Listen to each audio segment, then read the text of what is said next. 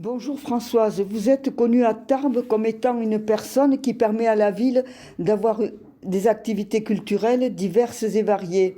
Vous êtes en effet la présidente de l'association Peña Andaluza Guasamara et aussi l'initiative et la cheville ouvrière du festival Ibéro-Andalou qui a lieu pendant 15 jours au mois de novembre. Mais derrière la femme d'action, qui êtes-vous Françoise ? Alors, oui, la Peña Andaluza Guasamara a créé donc ce festival, nous avons créé ce festival Ibéro-Andalou, mais c'est de Tarbes et de Bigorre. Je tenais beaucoup à ce qu'il y ait l'Andalousie, Tarbes, l'Andalousie, l'Occitanie, Tarbes et la Bigorre. Que ce soit un festival vraiment ouvert à nos deux cultures pour qu'elles se rejoignent, nos deux cultures. Exactement à mon image. Je suis fille d'Espagnol, je suis née ici, et jusqu'à ce que je demande, j'opte pour la nationalité française. J'étais, je ne sais pas quoi, mais je n'étais ni espagnole ni française, enfin. Hein. Et mes parents ont toujours, c'était une famille élargie à Tarbes, des frères et des sœurs de mes parents. Nous nous retrouvions le dimanche, pour chanter d'ailleurs en espagnol, et autour de moi, j'ai entendu toujours parler espagnol, j'ai appris le français à l'école. Voilà, nous n'avions pas de... donc, j'ai perdu le fil, là, peut-être.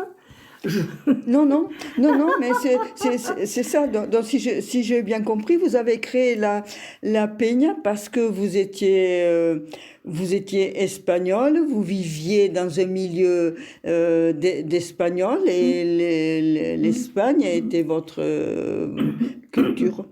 Oui, en même temps que j'ai eu la culture française grâce à l'école.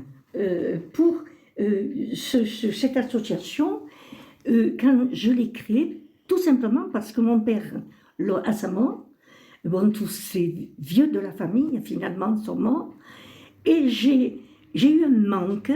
Je me suis dit, avec qui je vais parler de Guasamara maintenant ? Comment je vais entendre parler de Guasamara ? Guasamara, c'était le village natal de mes parents. Et avec qui je vais parler espagnol ? Avec qui je vais partager cette culture à laquelle je tiens tant finalement ? Et j'ai commencé à contacter différents amis de mes parents. Et il y avait d'ailleurs Marie-Louce Sugranès, qui a été la première secrétaire, et qui a tout de suite adhéré à ce projet d'association, dans le sens où je lui parlais de cette construction, disons, où il y avait cette ouverture, où tout le monde pouvait venir, les Français comme les Espagnols, c'était ouvert pour parler de l'Espagne. Alors, pouvez-vous nous parler des activités de la Peña ? Les activités de la Peña sont essentiellement l'étude de la langue espagnole, de la langue et de la culture espagnole. Parce que quand on parle langue, évidemment, la culture va avec.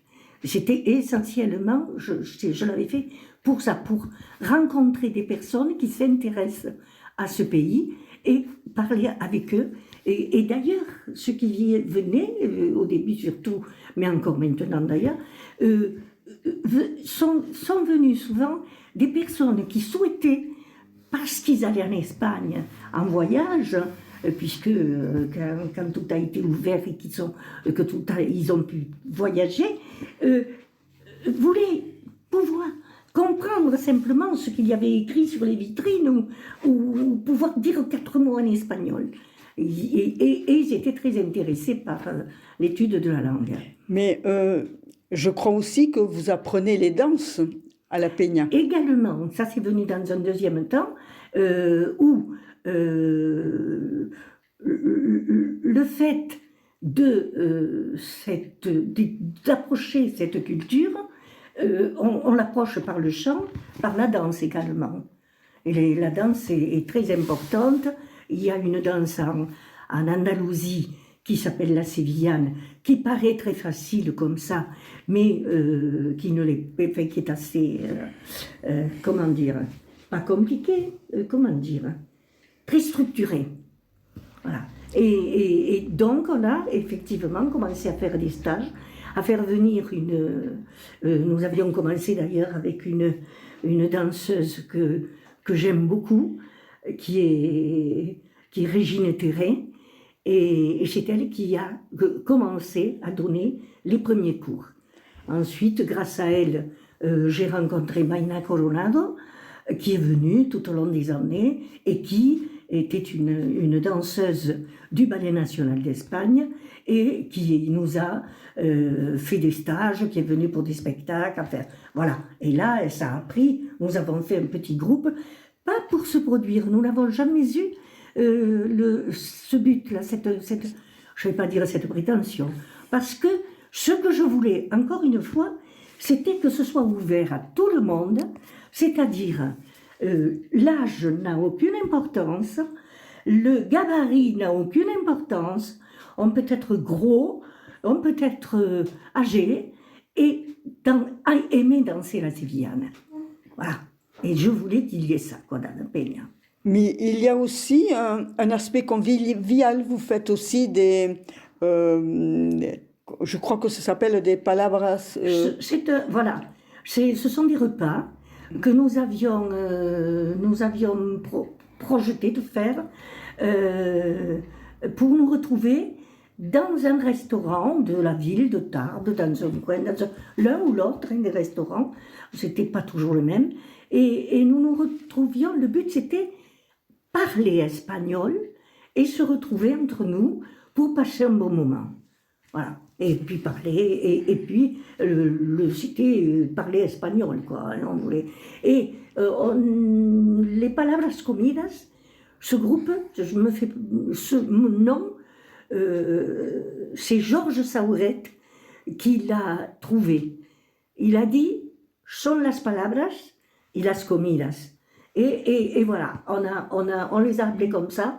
Et en souvenir de lui, j'ai une petite pensée pour lui, pour dire les palabras comidas. Je pense à lui chaque fois. Oui, alors la Peña a eu beaucoup de succès. Je crois que vous me disiez que 1000 personnes au moins sont passées oui, 1000 et quelques. par la Peña. Je n'ai pas le chiffre sous la main, là, mais 1200, 1300. Et alors, cette Peña a donné naissance au festival. Et ce festival est vraiment important sur Tarbes, car le fait qu'il n'ait pas eu lieu l'année dernière nous a beaucoup manqué. Bon, nous allons parler des caractéristiques de ce festival. Alors, pouvez-vous nous en parler? Je crois que chaque festival a un fil conducteur. C'est ça.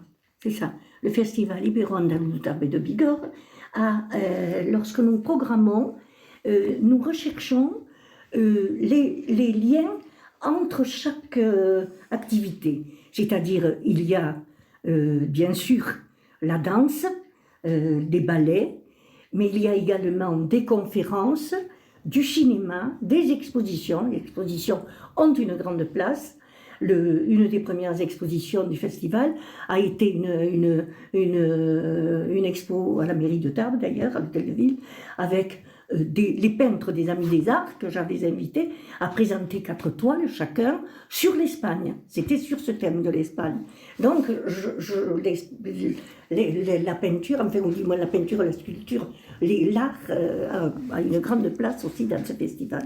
Alors, je ne sais pas si j'ai parlé du cinéma. Le cinéma, j'ai eu très envie de mieux connaître ce cinéma, parce que quand je dis faire connaître, c'est que en même temps, moi j'apprends, hein, c'est un partage de connaissances. Et c'est monsieur le consul général d'Espagne qui m'a proposé très gentiment de servir d'intermédiaire pour faire venir des films de la Cinémathèque de Madrid. Oui, c'est à cette occasion, je crois que nous avons pu voir Tierra Simpan.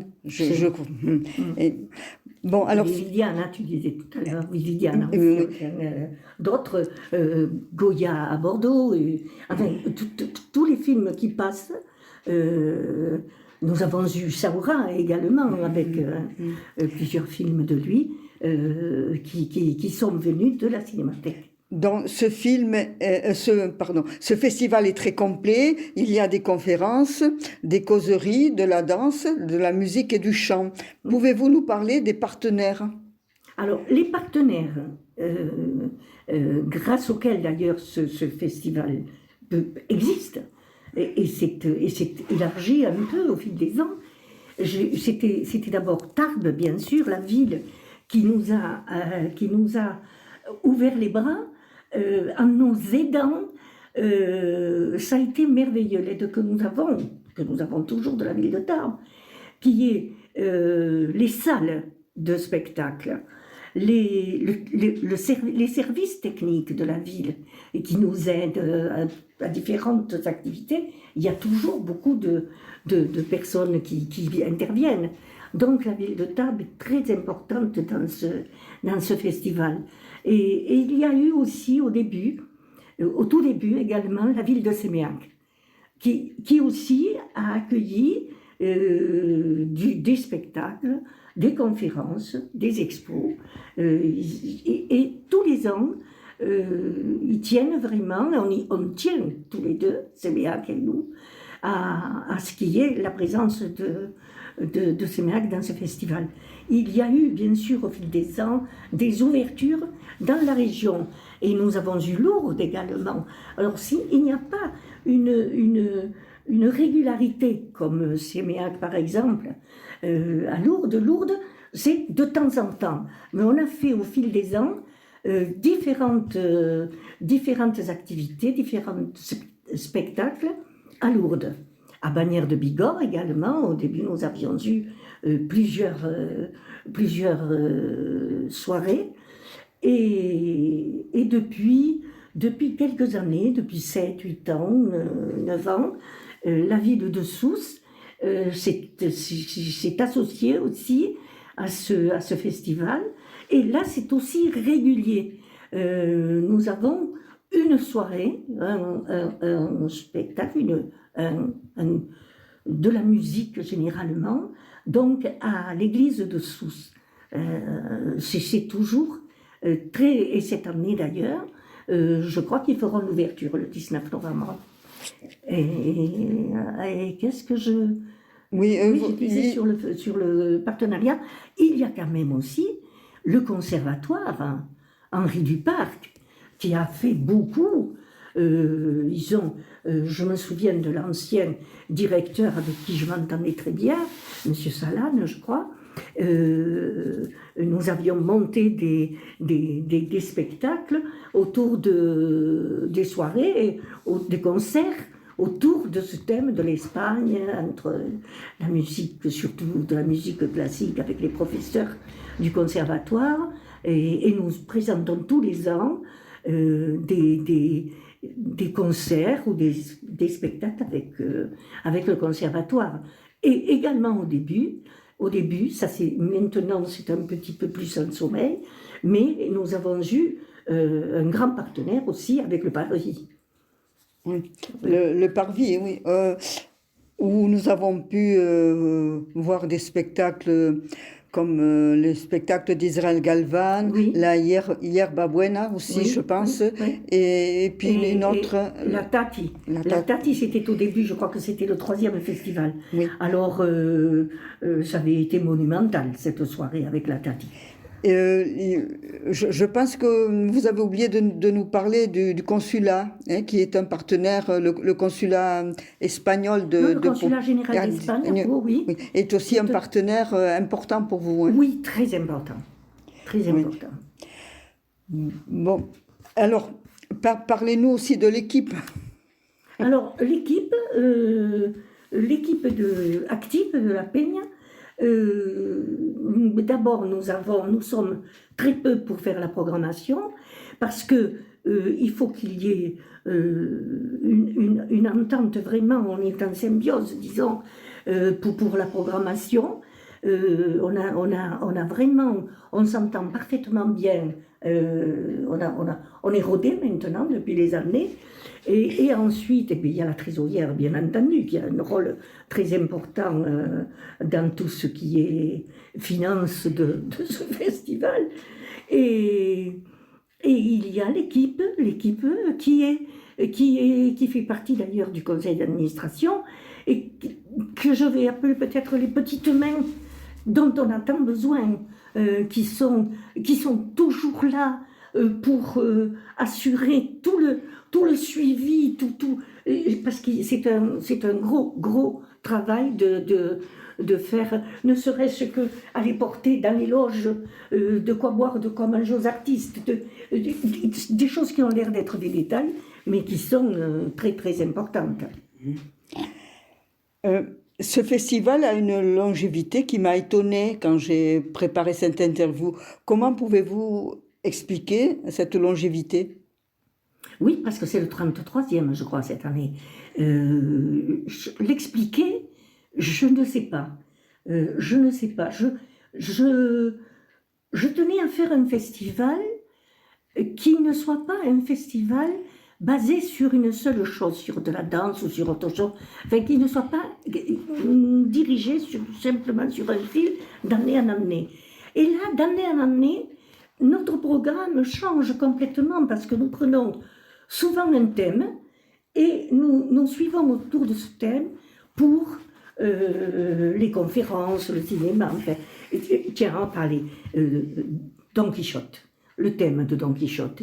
Nous avons eu, il y a à peine quelques années, 3-4 ans, nous avons eu déjà le voyage, parce que nous faisons des voyages aussi, mais un par an, hein.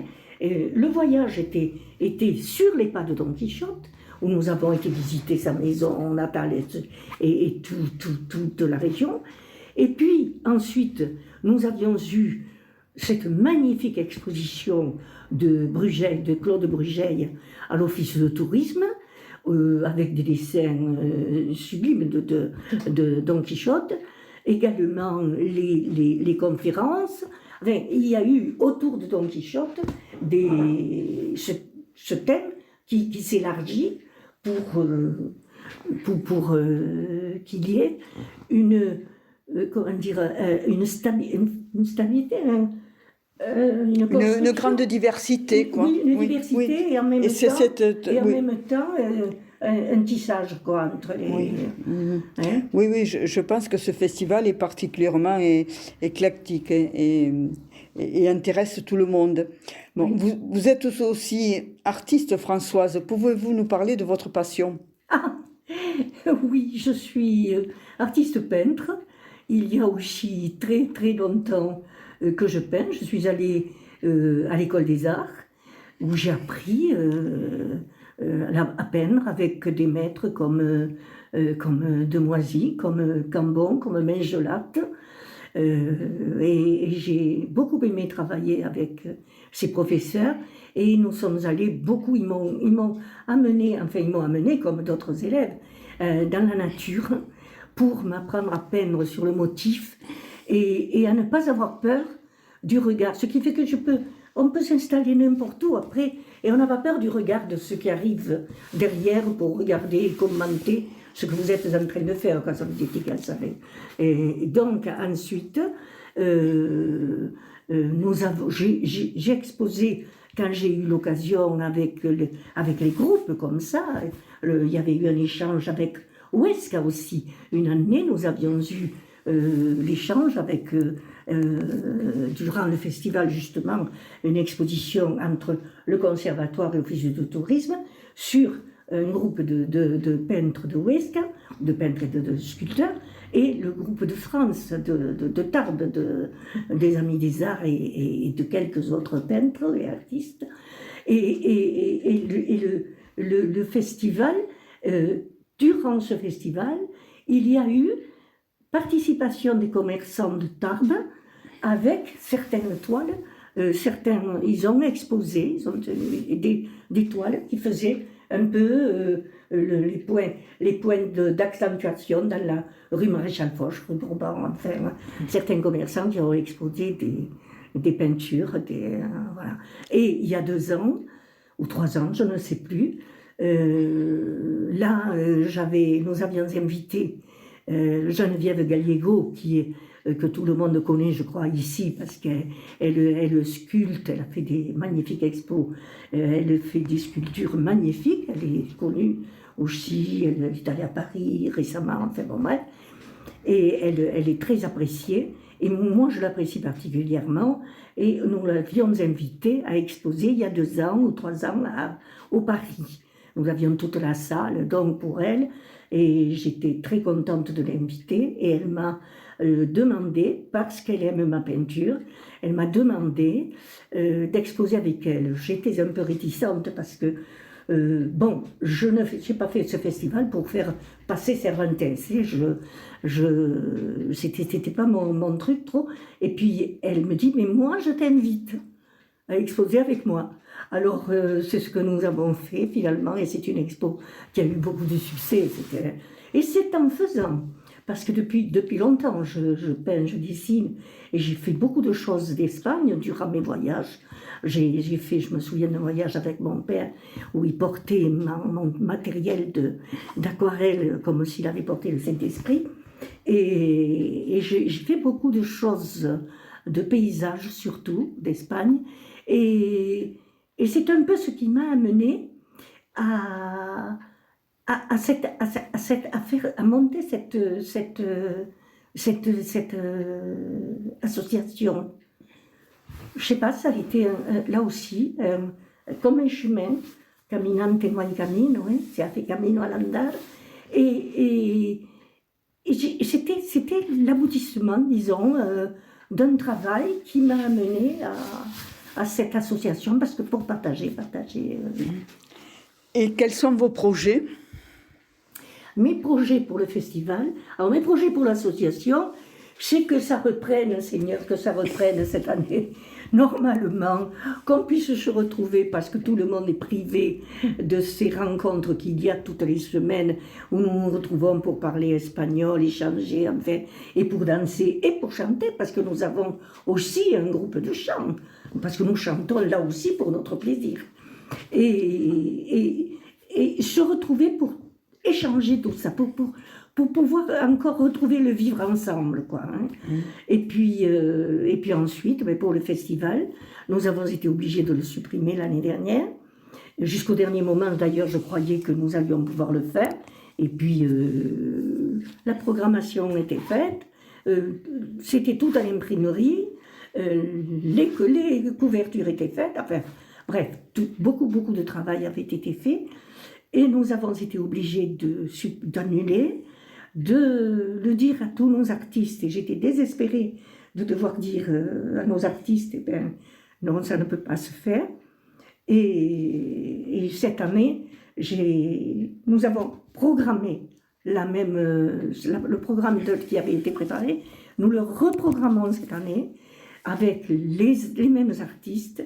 Une exposition de Demoisy à l'Office du tourisme, Lucas à flamenco au Paris, du flamenco aussi au théâtre avec Manuel Rodriguez et la Muñeca.